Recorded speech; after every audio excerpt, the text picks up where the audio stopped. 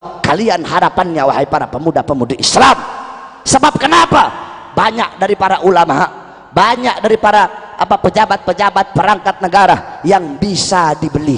Mereka 9 naga, 9 Cina kaya itu, Taipan cukong-cukong, ataupun Amerika, ataupun Australia, mereka orang-orang negara-negara lain yang ingin merampas harta rakyat, yang ingin merusak Indonesia, yang ingin menghancurkan Indonesia, yang ingin memiskinkan rakyat. Banyak yang mereka bisa beli. Ustadznya bisa mereka beli, betul. Kiainya bisa mereka beli, betul. Habibnya bisa mereka beli, betul. Presidennya bisa mereka beli, betul. Menteri bisa mereka beli, betul. Polisi bisa mereka beli, betul.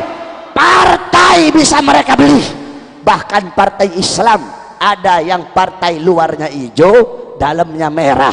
Partai semangka, saudara-saudara. Luarnya hijau, luarnya Islam, tapi dalamnya merah, saudara-saudara. Nah, mereka mengira semua rakyat itu bisa dibeli. Mereka kira semua bangsa, semua Islam Indonesia bisa dibeli.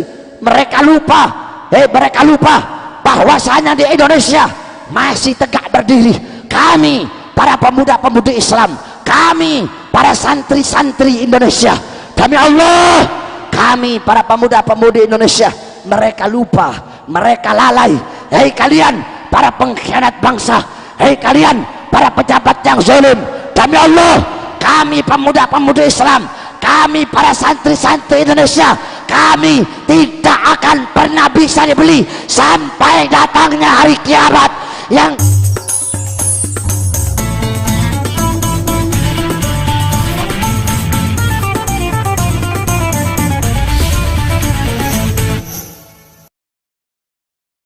kalian lebih besar daripada kecintaan mereka kepada saya.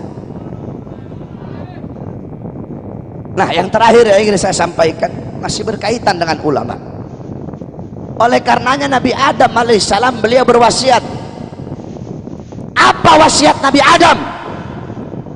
Idza aradtum fi'la syai'in faqaddimu thalathata asya. Kata Nabi Adam, anak-anakku, kalau kalian ingin melakukan suatu perkara, ingin melakukan suatu pekerjaan, dahulukan 3 perkara. Saya nggak bahas yang 2, kelamaan. Yang 1 saja yang penting yang saya bahas daripada wasiat Nabi Adam. Apa itu? Istasyirul akhyar. Yang pertama musyawarah sama ulama, musyawarah sama akhyar, orang-orang yang baik, musyawarah dengan orang-orang soleh. Apapun yang mau kamu lakukan, musyawarah dulu dengan ulama. Ini lawistasyartul malaikah fi akli minasyajarah la asyaru alayya bitarkih. Apa kata Nabi Adam? Andaikan dulu aku musyawarah sama ulama, andaikan dulu aku musyawarah sama malaikat di dalam memakan buah khuldi, aku musyawarah dulu, malaikat bagaimana ini? Saya mau makan buah khuldi, minta petunjuknya, minta nasihatnya. Andaikan saya minta nasihat mereka, maka pasti mereka akan memberikan saran untuk meninggalkan perbuatan tersebut. Sayangnya dulu aku tidak minta nasihat ulama, tidak minta nasihat malaikat, sehingga aku makan buah khuldi dan Allah keluarkan aku dari surga. Jadi Nabi Adam mengajarkan kepada kita, setiap melakukan apapun hendaknya kita minta nasihat dari ulama. Ustadz, Kiai, Habib, saya ini baru punya anak laki-laki, yang bagus dikasih nama siapa? Minta nasihat ulama. Ustadz, Kiai, Habib, saya baru punya anak perempuan, yang bagus dikasih nama siapa? Nanti itu Ustadz, itu Kiai, itu Habib kasih saran, kasih nasihat, kasih jawaban. Oh, nama yang sunnah itu nama yang memakai abad. Abdullah, Abdurrahman, Abdurrahim, pokoknya ada abadnya. Abdullah, Abdurrahman, Abdurrahim, Abdul Karim, Abdul Jabbar, Abdul Somad. Itu sunnah. Yang kedua, sunnah memakai nama para nabi dan para rasul. Adam, Idris, Nuh, Saleh, Ibrahim, Yusuf, Yahya, Zakaria. Yang ketiga, sunnah memakai nama dengan nama-namanya Nabi Muhammad. Muhammad, Ahmad, Toha, Yasin. Itu sunnah. Sebagaimana dalam hadis qala Rasul, tasammau bi ismi fala taknu bi kunyati. Bernamalah kalian dengan namaku, kata Rasulullah, dan jangan kalian berkunyah dengan kunyahku. Kunyah itu begini, contoh, Habib Salim bin Hamid, berarti nama kunyahnya Habib Salim ibn Hamid. Nah, itu kunyah. Saya Bahar bin Ali, nama kunyahnya saya ibn Ali. Atau bisa diambil dari anak, saya punya anak namanya Aliyah, berarti saya punya nama kunyah adalah Abu Aliyah. Itu nama kunyah. Jadi kata Nabi, kalian boleh memakai bernama dengan namaku, tapi tidak boleh berkunyah dengan kunyahku. Kunyahnya Nabi siapa? Abul Qasim. Nah, nanti itu ulama jelasin sunnah memakai nama-nama orang-orang soleh. Syarbini, Syadili, Jailani, Syafi'i, Hambali, Maliki, Umar, Utsman, Ali, Abdullah, Salim, Ja'far, Hamid. Itu hukumnya sunnah. Terus itu ulama jelasin nanti hukumnya makruh memberi nama anak dengan nama-nama orang fasik. Alek, Joni, Hengki, Tobi. Ini hukumnya makruh. Haram memberi nama anak dengan nama-nama dewa. Lata, Uzza, Rama, Krishna, Wisnu, Sinta, Hanoman. Haram. Kan banyak anak-anak Islam dikasih nama-nama dewa Hindu. Haram, tak boleh. Siapa yang ngomong? Yang ngomong bukan saya, yang ngomong kitab, yang ngomong ulama. Jadi tanya sama ulama, Ustadz Kiai Habib, saya mau nikah, yang bagus bulan apa, yang sunnah bulan apa?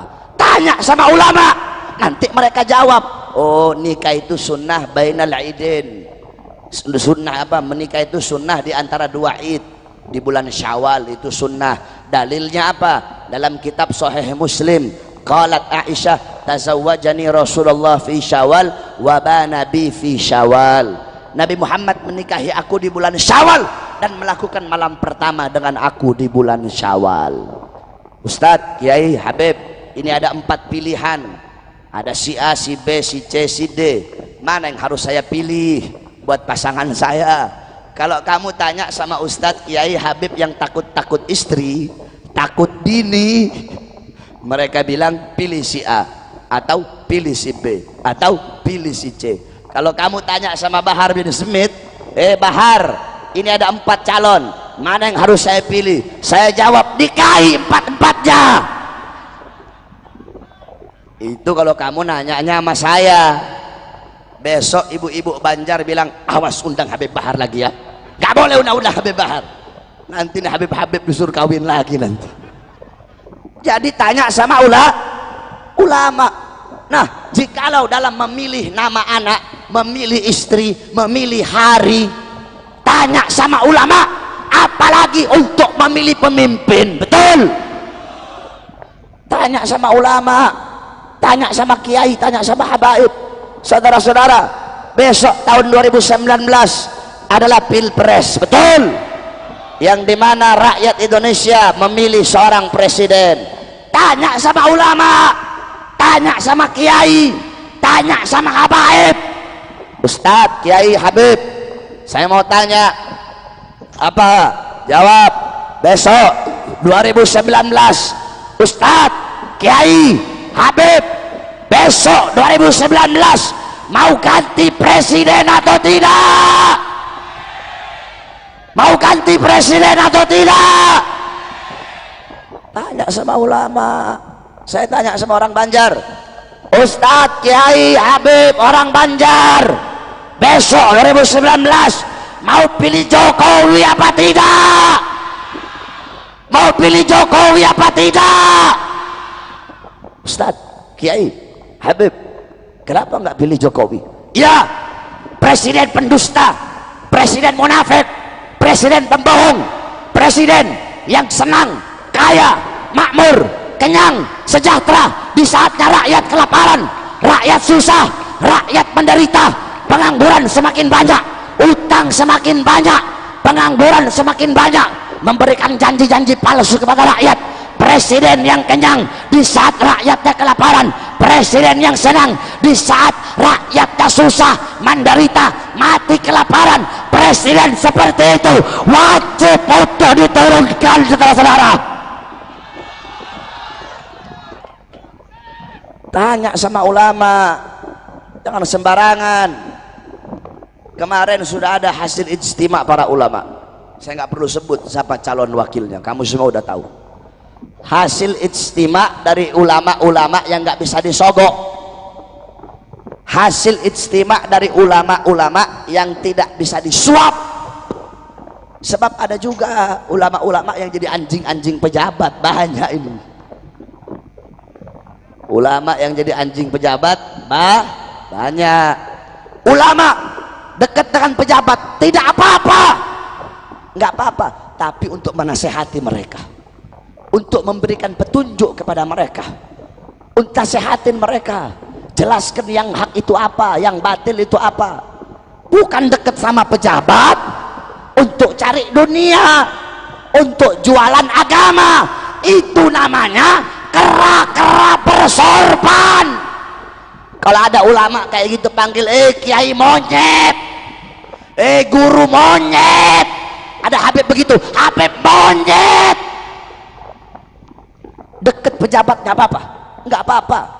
Bahkan dalam sejarah diceritakan oleh Habib Ahmad bahwasanya Al Habib Abdullah Al Idrus, beliau pernah mencium kakinya sultan untuk apa? Untuk maslahat umat, untuk maslahat rakyat.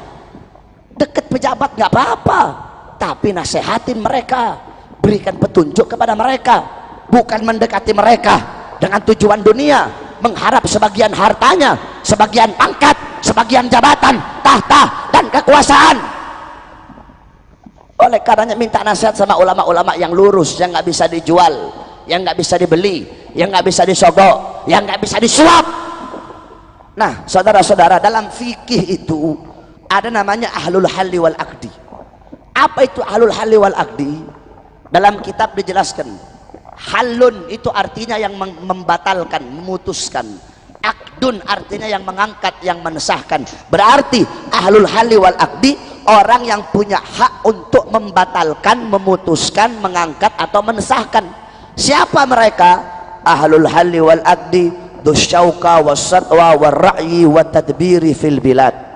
Qauluhu ahlul halli wal aqdi dusyauka minal ulama warruasa alladzina yaltafan nas haulahum.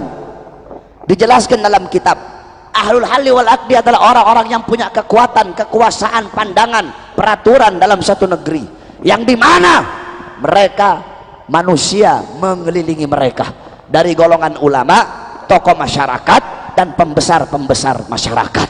Nah, kemarin beliau-beliau para ulama yang istiqomah yang berada di bawah komando Al-Imam Al-Habib Muhammad Rizik bin Husain bin Syihab telah menentukan presiden, telah menentukan calon presiden dan wakil presiden yang dipilih oleh umat.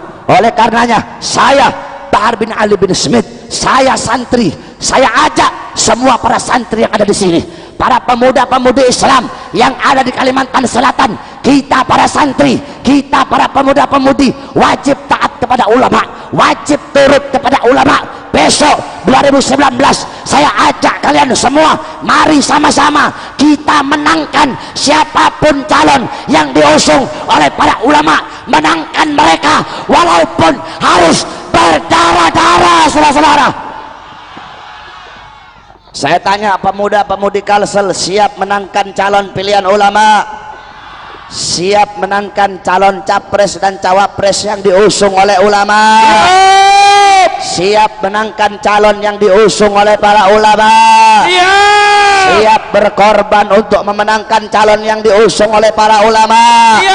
Allahu Akbar, Allahu Akbar. Sebab kenapa, saudara-saudara, kamu tahu kursi-kursi kekuasaan dipegang oleh orang-orang yang zalim. Kenapa? Karena ketidakikutsertaan kita para santri dan para ulama. Banyak sekarang kiai, ustadz, habib, santri, udahlah, nggak usah ngurus urusan politik, udah biarin aja siapa kayak mau jadi presiden. Kita mah santri udah ngaji aja, ngaji Alfiyah, ngaji Fathul Mu'in, ngaji Bukhya, ngaji Minhaj, Mutola'ah, Murojaah, Hifdzul Mutun, baca Quran. Nggak peduli dengan urusan politik, nggak peduli dengan urusan pemerintah. Ulamanya dakwah sana, dakwah sini, hayo rahmatan alamin, nggak peduli. Sehingga bangku-bangku kekuasaan dipegang oleh pejabat-pejabat yang zalim. Betul. Kenapa? Karena ketidakikutsertaan kita para santri. Saudara-saudara, dulu Indonesia, dulu belum ada tentara, belum ada polisi, belum merdeka negara Indonesia, belum ada merah putih, belum ada Pancasila, belum ada presiden. Yang ada pondok-pondok pesantren, yang ada majelis-majelis taklim, majelis-majelis ilmu, para habaib, para kiai, para ustadz, para guru-guru, para santri-santri. Mereka berjuang bersama-sama dengan rakyat. Mereka mengangkat senjata untuk mengusir para penjajah. Mereka mengangkat senjata untuk memerdekakan negara Indonesia. Mereka santri-santri zaman dulu, malam, tengah malam, mereka megang polpen, megang pena, tengah malam bersimbah air mata, rasa takut kepada Allah, air mata kecintaan kepada Allah. Itu malam. Siangnya bukan megang polpen, siangnya bukan air mata takut, bukan bersimbah air mata. Malam memegang pena, malam mereka bersimbah air mata, siang mereka mengangkat pedang, bersimbah darah, berjuang untuk kemerdekaan Republik Indonesia. Saudara-saudara, waktu itu belum ada tentara, belum ada polisi, jadi santri yang berjuang. Oleh karenanya saya wasiatkan kepada kamu pemuda-pemudi Islam, tanamkan dalam hati kamu ruh-ruh para santri-santri zaman dahulu. Jadikan mereka sebagai teladan kalian, uswah kalian, qudwah kalian. Ikuti bagaimana semangat mereka untuk memerdekakan bangsa Indonesia. Kalian para santri, para pemuda-pemudi Islam, satu-satunya harapan Indonesia. Indonesia berada di ujung tombak. Kalian harapannya, wahai para pemuda-pemudi Islam. Sebab kenapa? Banyak dari para ulama, banyak dari para pejabat-pejabat perangkat negara yang bisa dibeli.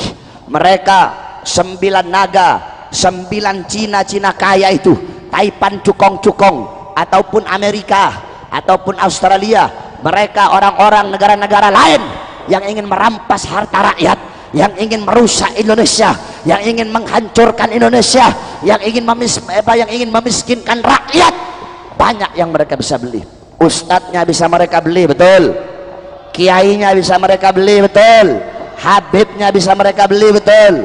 Presidennya bisa mereka beli, betul. Menteri bisa mereka beli, betul. Polisi bisa mereka beli, betul. Partai bisa mereka beli. Bahkan partai Islam ada yang partai luarnya hijau, dalamnya merah. Partai semangka, saudara-saudara. Luarnya hijau, luarnya Islam, tapi dalamnya merah, saudara-saudara.